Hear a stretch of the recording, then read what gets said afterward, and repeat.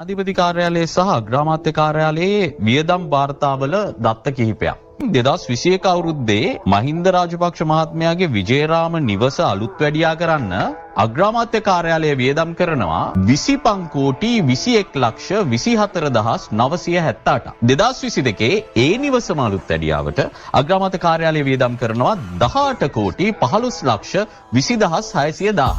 ජනතාවගේ බදු මුදල් වලින් කෝටි 51ක් අවුරුදු 3ක් ඇතුළත නිල නිවසක් අලුත් වැඩියා කරන්න යොදවද්දී ඒ රාජපක්ෂ වරුන්ගේ රාජපක්ෂ පාලන සමයේ තිබුණු දේශපාලනයේ නාස්තිකාර සංස්කෘතිය බොහොම පැහැදිලිව එළියට පේන අවස්ථාවක් 51කින් කොළඹ එතුමාට ඉන්න ඉතාම ගැලපෙන නිවසක් හදලා දෙන්න තිබුණා. 2021 එතුමා අගමැතිතුමා එතුමාට අරලියගහ මන්දිරෙත් තිබුණා. එතුමා 2021 අරලියගහ මන්දිරේ ඉන්න ගමන් 2021 කියන්නේ මේ රට අපායකට තල්ලු වෙමින් තිබුණු අවුරුද්දක්. එතකොට එතුමාට නිවසක් තියෙන ගමන් එතුමා විජේරාම නිවසත් කැබිනට් අනුමැතියකින් මේ විදිහට Tamanගේ නිවසක් විදිහට කරගෙන ඒකට අලුත් වැඩියා කරන්න මේ වියදම යද්දී කෝටි 25ක් 2021 ඇතුලේ 2022 කෝටි 18ක් ජනතාව ගත්තම තෙල් පෝලිං වල ඉන්න ජනතාව පෝලිං වල මිය යමින් ඉන්න ජනතාවට දවසකට පැය 10කට වඩා විදුලිය නැහැ ඊට පස්සේ ජනතාවගේ දරුවන් කිරිපිටි ටික නැතුව අඬන හැටි බලාගෙන ඉන්නවා එතකොට රටේ අගමැතිවරයා කරන්න ඕනේ Tamanට මේ අරලියගහ මන්දිරයක් තියෙද්දි තව නිවසක් මේ විදිහට කෝටි 25කුයි 18කුයි දීලා ඒ අර්බුදයේ උච්චතම අවුරුදු දෙක ඇතුලේ ඒකට අලුත් වැඩියා කිරීම විශේෂයෙන් මෙතන තියෙන 1 කෝටි 43 ලක්ෂයක් වියදම් කරලා එස්කලේටර් එකක් අය කරනවා. මේ රටේ මිනිස්සු දවසකට පැය 10ක් කරන්ට් එක නැතුව ඉඳිද්දී එතුමාගේ නිවසට එස්කලේටර් එකක් අය කරන එකද ප්‍රමුඛතාවය. ඒක ඒ ගෙදර තියනවා කියන එක හරි. කෝ ප්‍රමුඛතාවය? ඒක ඔබ ඒක මම ඔය ඔබ කියන තරම්ම මේ ඔය ක්‍රිටිකල් ඒ කියන්නේ මේ විවේචනාත්මක ආකාරයකින් මම ඒක දකින්නේ නැහැ. මෙන්න මේ කාරණය උඩ අපි දන්නවා මහින්ද රාජපක්ෂ මැතිතුමාට ඔය කියන කාලේ යම්කිසි අපහසුතාවයක් තිබුණා. ඔහුට පඩි නගින්න අපහසුතාවයක්. එතකොට අරලියගහ මන්දිරේ හෝ වෙනත් කිසිම තැනක හෝ ඒ තිවිච්ච අපහසුතාවයේ මත තමයි එතුමාට ඒ අවශ්‍ය ඒ පහසුකම සපය ගන්න. රටේ සාධාරණ මිනිසෙක්ගේ දෘෂ්ටි කෝණයෙන් ඔබතුමාට මේ කෝටි 51යි මේ තරම් අර්බුදකාරී රටක ඉඳිද්දි මේ කරපු වියදමයි සාධාරණීකරණය කරන්න පුළුවන්. ඒක සාධාරණීකරණය කරන්නවා කියන කාරණේම නෙමෙයි කලින්දු. ඒ කියන්නේ ඒක ඔබ ඔය කියන දෘෂ්ටි කෝණයෙන් බැලුවොත් ඒක අසාධාරණයි කියලා කියන්නත් පුළුවන්. මගේ ප්‍රශ්නයම වෙන්නේ මේ හදපු කාල සීමාවනේ.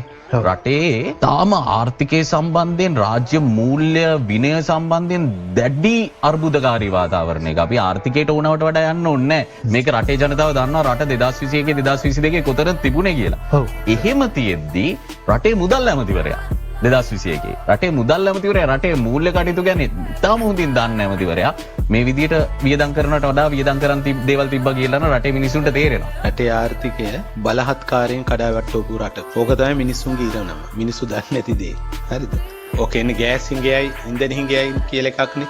ඒක සම්බන්ධව ගත්තමත් දැන් ඒකෙන් තමයි ඔබතුමාලා කියන ඔය විදුලි මේවකට එන්නේ. ඕක ඇත්තටම රටේ බඩු මිල වෙන තලයක සෙටප් කරන්න ඌමනාවටම කරපු වැඩක්. වෙන මොකුත් ඕකේ නෑ. මේ රටේ රුපියල් නැති වුණාට පස්සේ හොරගම් කරලා එක දේවල් කරලා රුපියල් ටික නැති වුණාට පස්සේ මිනිසුන්ගේ අතේ තියෙන සල්ලි අදින ක්‍රමයේ විදියට තමයි තෝරගත්තේ මිනිස් බඩු මිල වැඩි කරා. බඩු මිල 100ට 400කින් 300 500කින් වැඩි කරන්න බෑ නිකන් නිවේදන දාලා. ඊට පස්සේ තමයි බලශක්තිය හිඟ වුණේ. ගෑස් හිඟ වුණා. අපි කියන්නේ හිඟ වුණා නෙවෙයි හිඟ කරා. ඒව හොයනවා අපි ඊළඟට. කොහොමද ඔක් කරේ කියලා. නැවත් දෙකක් ගෙනාවේ නැති වෙච්ච ගම හිඟයක් තමයි. ඊට පස්සේ මිල වැඩි නොකර ටික කාලයක් කොහොම මිනිස්සු රස්තියාදු වෙන්න ඇරලා පෝලිං වල ඉඳලා තියලා උඩරිම රස්තියාදු කරලා ගෑස් නැවත් දෙකක් ගෙනාවා. ගෙනාපු එක පුපුරුවා. අම්මලා දරුවෝ මැරුණා. ඒ වෙලාවේ ආණ්ඩුව කිව්වා මීට වඩා හොඳ ගෑස් තියෙනවා වැඩි මිල වැඩි. මිනිස්සු කිව්වා අනේ කීයට හරි කමන්නේ හොඳ එකක් දෙන්න. මොකෝ නෝනා මැරෙනවට කැමති මහත්තයෙක් නේ. මම පුජ්‍යලිකව ගත්තොත් අපේ ගෙදර ඔක්කොම ටික අයින් කරලා දරලිපක් හදාගෙන නෝනායිමයි බත්ති පැටවුන්ට කන්න. මම වෛද්‍යවරයෙක් විදිහට. අපි එහෙම මට්ටමක දුක් විඳින්න ඕනේ. හැබැයි අපි එහෙම කරා. ඊට පස්සේ 1500 විතර තිබිච්ච ගෑස් එක 7500 විතර මිල වැඩි වුණා. එදා ඉඳලා පිපුරුවේ නෑ. ඒක මාර වැඩි.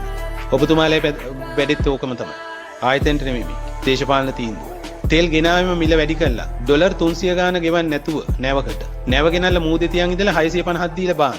ඒක මාර වැඩක්. ක්‍රයිසිස් හැදුවා. හැදුවේ මොකටද? බඩු මිල සෙටප් කරන්න වැඩි මිල. වැඩි තැනක. ඒක සෙටප් කළ මිනිස්සුගේ අතේ තියෙන සල්ලි ටික ඇත්තා. ඒ ඇදලා ඉවරලා තමයි අවුරුදු 8ක් විතර ටැරිෆ් එක වැඩි නොකර තියන් ඉඳලා ලක්ෂ 59 ලක්ෂයක් පාඩු වෙනකන් තියන් ඉඳලා ඒක පියවන්න නැතුව ඉස්සරහට යන්නම් බැරි වුණා. සම්ප්‍රේෂණ ටික හැදුවේ නෑ. ජනන සැලසුම් වලට වැඩ කරේ නෑ. ඒ ඔක්කොම නැතුව හැබැයි මේකට එන ආදායම ඔක්කොම එක එක පැතිවල බෙදිලා තියෙනවා.